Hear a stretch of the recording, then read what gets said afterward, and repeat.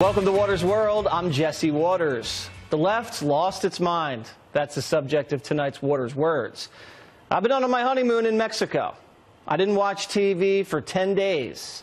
I saw some CNN headlines at the airports. I checked Twitter about once a day. And I got the same dose of news most busy Americans get. But only three things broke through the haze: Ricky Gervais's speech at the Golden Globes, Tom Brady losing, and Iran. Let's focus on the terror. Now, I didn't get Fox News in Mexico.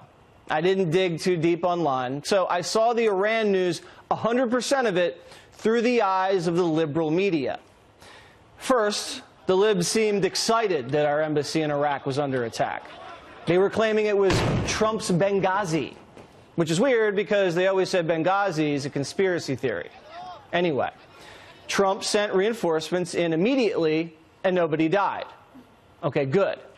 Now, I'm on the beach thinking, how's Trump going to respond? Can't let the Iranian militias attack our embassy. An American contractor had just been killed earlier in the week by the Iranians. Can't let that slide. So then Trump calls in a strike against Iran's top general, Qasem Soleimani. He's the jihadi general with American blood in his hands. He's killed at least 600 Americans in his long career. He calls the shots with Hezbollah. He shot down our drone. He attacked our oil tankers and our allies.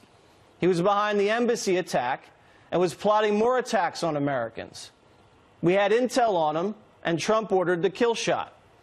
But I kept hearing that liberals weren't happy. We are not safer today than we were before Donald Trump acted. This is and was an enormous escalation. Taking out a bad guy is not necessarily a good idea. It would have been a dereliction of duty if Trump had let Soleimani skate. Remember when President Clinton passed up the strike against bin Laden? A few years later, boom, 9/11. You don't get mulligans as president. The commander-in-chief has a duty to take these people out. David Petraeus said the killing of Soleimani was more important than the killing of al-Baghdadi and bin Laden. These guys are pure evil. But the media eulogized the general. It's difficult to convey how revered he is. He's regarded as personally incredibly brave. The troops love him. By killing Qasem Soleimani, the U.S. has stripped Iran of an inspirational military leader. In life, Qasem Soleimani was celebrated as a military commander. In death, he's being saluted as a hero and a martyr. The impact of his death, profound. The emotion just as powerful. The supreme leader of Iran weeping and praying over a coffin draped in the Iraqi flag. What the hell was that? This guy's job was to kill Americans, nuke up, and wipe Israel off the map. Why does the American media sound like Al Jazeera? Then Iran responded. The regime launched missiles against 2 of our bases in Iraq. I got nervous and began worrying about our soldiers.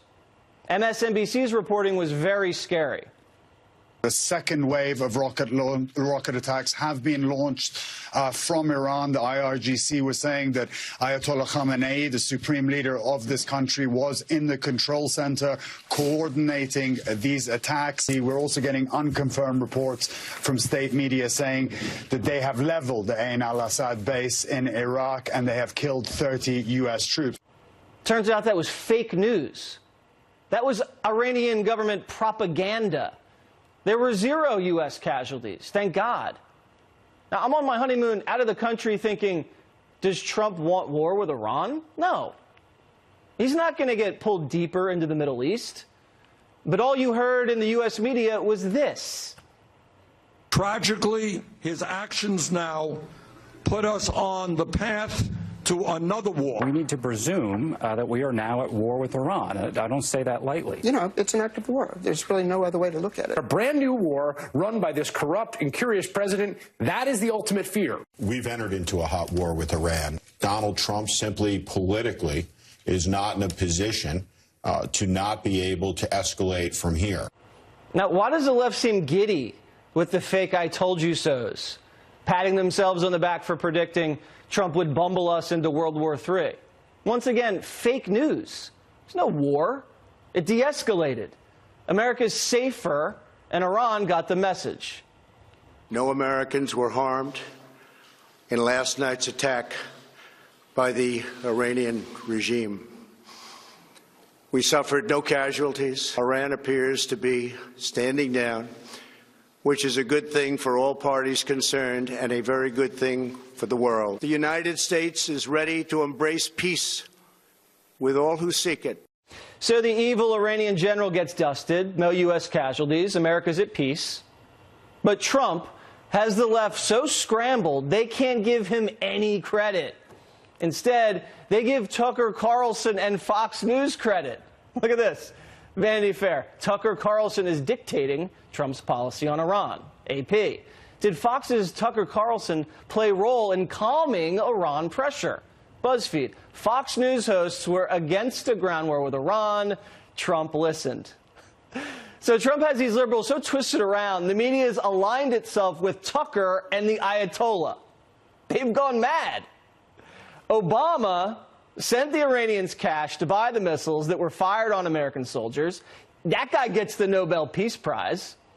The left thinks bribing terrorists with cash is good, but killing them is bad. Now, I'm on my honeymoon thinking, what is wrong with these people?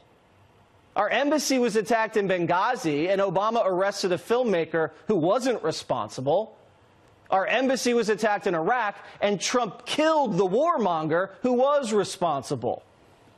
And after all this, after Americans were targeted with Iranian missiles, Nancy Pelosi wants to tie Trump's hands so he can't fight back.